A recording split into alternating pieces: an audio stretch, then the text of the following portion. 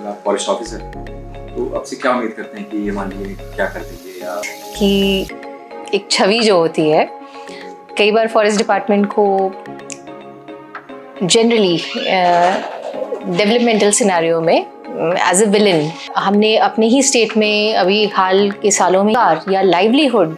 किसी विभाग के थ्रू जो है वो पहले से हिस्टोरिक लोग आपसे क्या उम्मीद करते हैं, मतलब एज ए फॉरेस्ट ऑफिसर,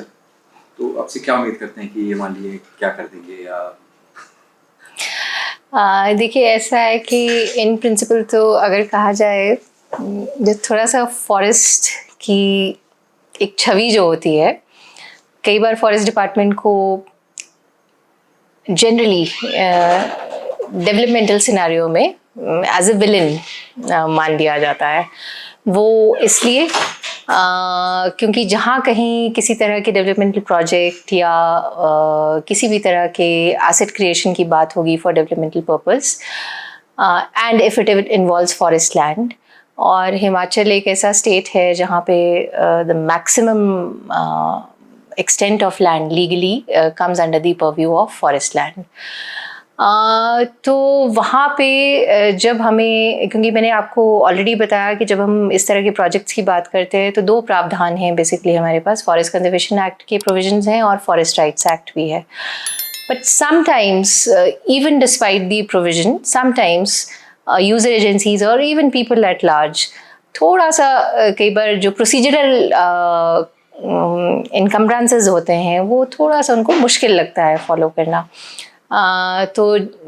आपने शुरुआत में एक और प्रश्न पूछा था कि कई तरह के प्रेशर्स होते हैं, तो उस सिचुएशन में जब हमारा काम ये होता है कि हमने अवेयर कराना होता है कि जी ये इसका प्रोसीजर ये है, इसको ऐसे किया जा सकता है, ये पेपर चाहिए, ये प्रोसीजर चाहिए, तो sometimes it is not taken very kindly. So विभाग को जो है एक ऐसे देखा जाता है कि नहीं, मतलब these are the they are serving as a hindrance in the development। But इसमें मैं ये ज़रूर कहना चाहूँगी कि ऐसा नहीं है, प्रोसीजर्स जो हैं वो किसी एक बेसिक प्रिंसिपल को ध्यान में रख के बनाए गए हैं। अगर हमारा फॉरेस्ट कंजर्वेशन एक्ट या फॉरेस्ट राइट्स एक्ट जिस तरह से रेगुलेट करता है चीज़ों को, ये रेगुलेशंस ना होती, it is very difficult to imagine the scenario otherwise. और हमने अपने ही स्टेट में अभी हाल के सालों में ही एग्जांपल्स देख लें कि कई बार हमारे नेचुरल रिसोर्स बेस्ड जो डिज़ास्टर्स हमने फेस किए हैं वो इसी वजह से हैं कि हम एक अनप्लैन्ड अनसाइंटिफिक डेवलपमेंट जो है उसकी तरफ कुछ एरियाज़ में बढ़ रहे हैं। तो बेसिकली जो हमारे कंजर्वेशन और resource management, natural resource management के प्रिंसिपल्स हैं, कुछ एक कंस्ट्रेंट्स हैं, वो इसीलिए हैं कि हम प्रॉपरली प्रोसीजर्स को फॉलो करें, और जो हमारे कुछ एक बड़े प्रोजेक्ट्स होते हैं उसमें एनवायरमेंटल इम्पैक्ट असेसमेंट का भी प्रावधान होता है। तो अगर हम ये सब चीज़ें करेंगे तो हम उस तरह के डिज़ास्टर्स से जो है अपने आप को बचा सकते हैं। Having said that, Forest Department is again, I would say, one department which is closely related to the grassroots community also. वो इसलिए खुला रिसोर्स है, it is being managed, conserved. Ultimately जितने भी वहाँ के इन्हेबिटेंट्स होते हैं, लोकल लोग होते हैं, उनके रिकॉर्डेड राइट्स हैं फॉरेस्ट रिसोर्स के अंदर, तो वो अपने विभिन्न तरह के जो उनके राइट्स हैं उनको एक्सरसाइज करते हैं जो उनके रिकग्नाइज्ड फॉरेस्ट एरियाज़ हैं वहाँ पे। उसके अलावा अब तो खैर हमारे यहाँ पे भी बहुत कम, शायद बहुत रेयर ऐसे पॉकेट्स रह गए हों जहाँ पे एक्सेसिबिलिटी नहीं है, बट फिर भी जो हमारे टफ एरियाज़ हैं, टोपोग्राफिकली थोड़े इनएक्सेसिबल एरियाज़ हैं, वहाँ पे अगर लोगों तक रोज़गार या लाइवलीहुड किसी विभाग के थ्रू जो है वो पहले से हिस्टोरिकली भी पहुंचता रहा है, तो that has been forest department. क्योंकि फॉरेस्ट डिपार्टमेंट का चाहे हमारा एसेट क्रिएशन है, चाहे उसका सस्टेनेंस मेंटेनेंस है, वो कम्युनिटी की भागीदारी के बिना पॉसिबल ही नहीं। तो हमारा किसी भी तरह का काम हो, चाहे वो प्लांटेशन का काम है, सॉइल मॉइस्चर कंजर्वेशन का काम है, या और भी कोई हम वीड रिमूवल जैसे लैंटाना है हमारा कुछ एक एरियाज़ में, तो everywhere as a principle we follow कि जो हमारे वहाँ के लोकल लोग होते हैं उनको हम इन तरह के कामों में जो है वो शामिल करते हैं। एक अर्बन फॉरेस्ट है, एक रूरल फॉरेस्ट है जी, उसमें क्या डिफरेंस होता है, मतलब क्या चीज़ देखी जाती है? देखिए बेसिकली तो it is just by way of where the particular forest is located. थोड़ा सा जैसे मैंने हम जब बात कर रहे थे about the applicable rules and laws in terms of harvesting the trees for bonafide purpose या डेवलपमेंटल पर्पसेस, तो उस वक्त भी आपको ये कहा था कि अर्बन फॉरेस्ट और रूरल फॉरेस्ट मतलब कहाँ वो फॉरेस्ट एरिया जो हमारा फॉल कर रहा है उसके मुताबिक जो है हम ये डिफाइन करते हैं कि इसके ऊपर कौन सा पर्टिकुलर लॉ है या प्रोविजन जो है वो एप्लीकेबल होगा. ये तो हो गया एक लीगल टर्म्स में difference.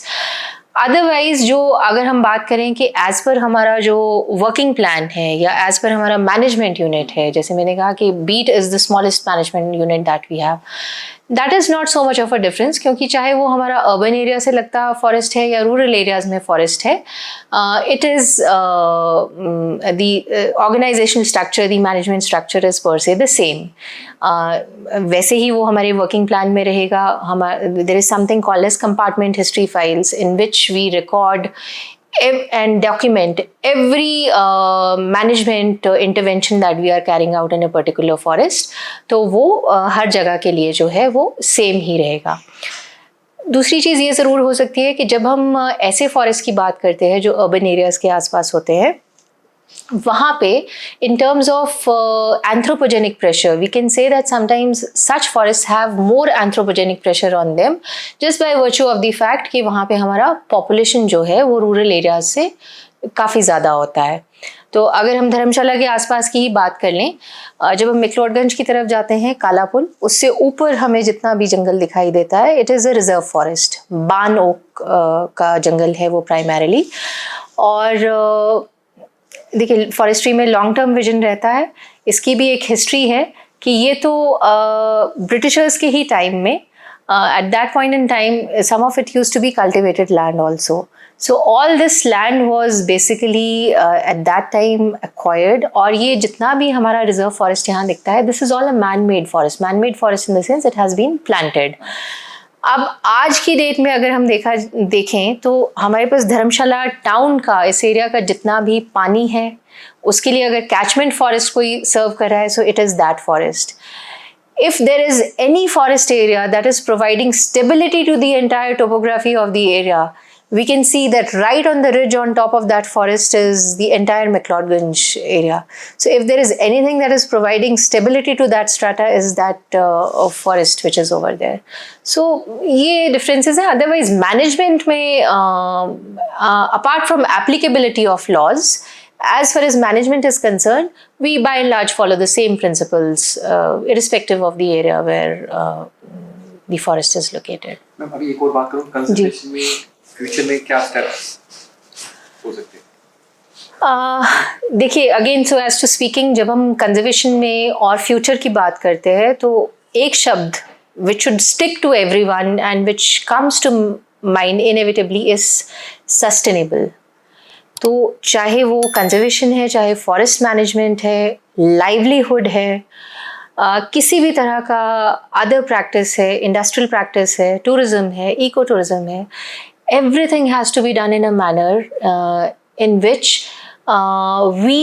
are using or exploiting our resource in the present times in a manner that हमारा रिसोर्स जो है वो वैसे का वैसा रहे हमारे फ्यूचर जनरेशन्स के लिए भी. तो अब जब हम सस्टेनेबल फॉरेस्ट मैनेजमेंट की बात कर रहे हैं तो अगेन कम्युनिटी एंगेजमेंट जो है, कम्युनिटी अवेयरनेस जो है,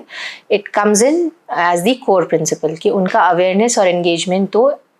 एकदम ज़रूरी है. उसके साथ ही फिर ये भी आ जाता है कि when we talk about sustainable forest management, we have to look into sustainable livelihood practices also, whether they are based on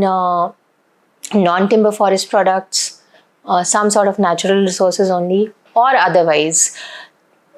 कहने का मतलब ये है कि जो लोग फॉरेस्ट रिसोर्स के ऊपर डिपेंडेंट हैं, हम उनको ऑल्टरनेट लाइवलीहुड के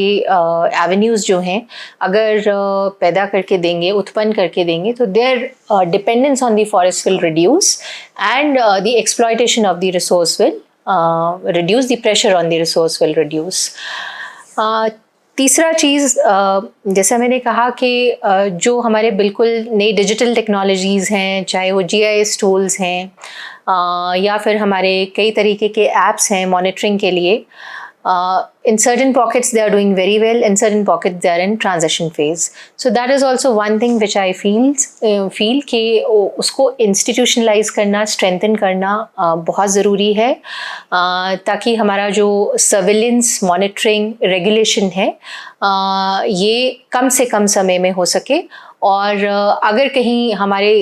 ऐसे कोई कंस्ट्रेंट्स या ऑफेंसेस नोटिस में आते हैं तो उनके ऊपर हमारा रिएक्शन टाइम भी जो है वो कम हो जाए। चौथा चीज़ ये है which comes to my mind is कि whether it is with respect to the हमारे जो नेचुरल रिसोर्सेज का management in terms of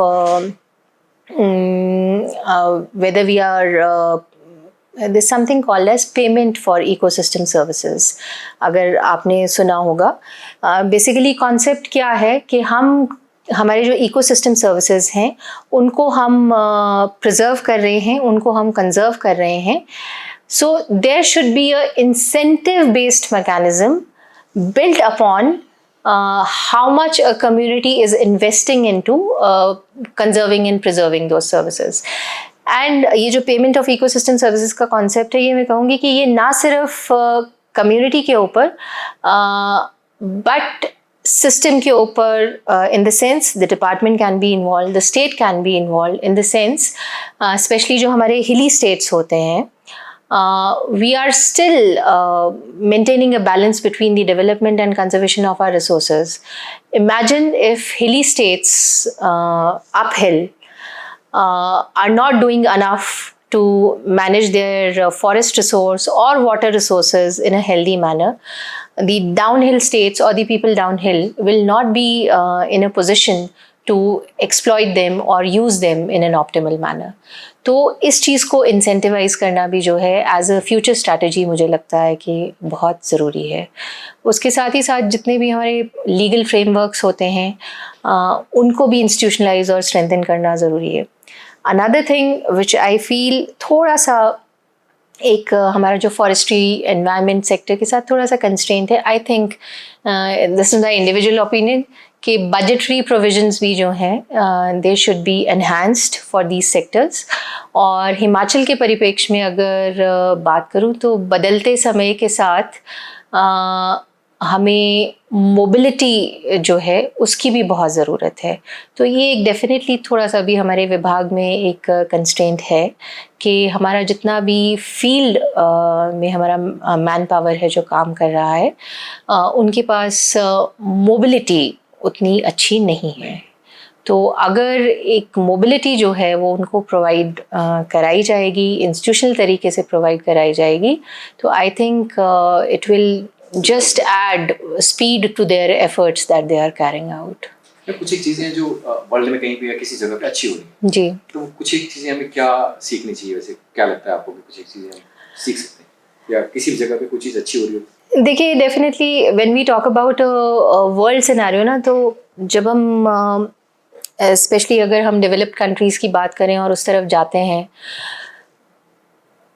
and we look at the natural resources, we just go and admire there कि very beautiful, वहाँ पे कोई ऐसा pollution नहीं है, कोई ऐसा waste नहीं है, waste generation नहीं है। But then on the other hand, it is also important to appreciate कि when we are talking about those kind of scenarios, the population that we see over there and the population that we see over here are poles apart. तो जब population ज़्यादा रहेगा तो naturally जितने भी हमारे resources हैं उसके ऊपर हमारा प्रेशर भी ज़्यादा रहेगा। लेकिन फिर भी ये अच्छी प्रैक्टिसेस हैं वहाँ पे, given what ever population they have, जितने भी उनके नेचुरल रिसोर्सेज हैं, चाहे वो उनको टूरिज़्म के लिए इस्तेमाल कर रहे हैं या फिर जो भी उनके डेवलपमेंट पर्पसेस हैं उनके लिए, एक उनका जो कंसेप्ट जो बड़ा अच्छा इंस्टीट्यूशनलाइज है, दैट इज़ कैरिंग कैपेसिटी, जो मैं पहले भी बात कर रही थी कि आप एक कैरिंग कैपेसिटी कैलकुलेट करते हैं हर एक एरिया के लिए, और आपका जो उस एरिया में विजिटर्स है या फुटफॉल है, आप उसको उस कैरिंग कैपेसिटी के अकॉर्डिंग ही रेगुलेट करेंगे. So I think that is one thing, because अब हम इको टूरिज्म की तरफ बड़ी तेज़ी से अग्रसर हो रहे हैं, और ये कैरिंग कैपेसिटी के मुताबिक अपने इस तरह के एरियाज़ को, एसेट्स को मैनेज करना should be the fundamental principle, and which we should learn also from the people who are doing much better in this. और जब पहले की हम बात कर रहे थे, क्योंकि बीच में वेस्ट मैनेजमेंट की भी बात आई, तो एक वो भी बड़ा इम्पॉर्टेंट चीज़ है कि in specially in state like ours which are thriving on tourism, ये भी एक बड़ा कंस्ट्रेंट सामने आता है कि we have to deal with a lot of litter and waste. तो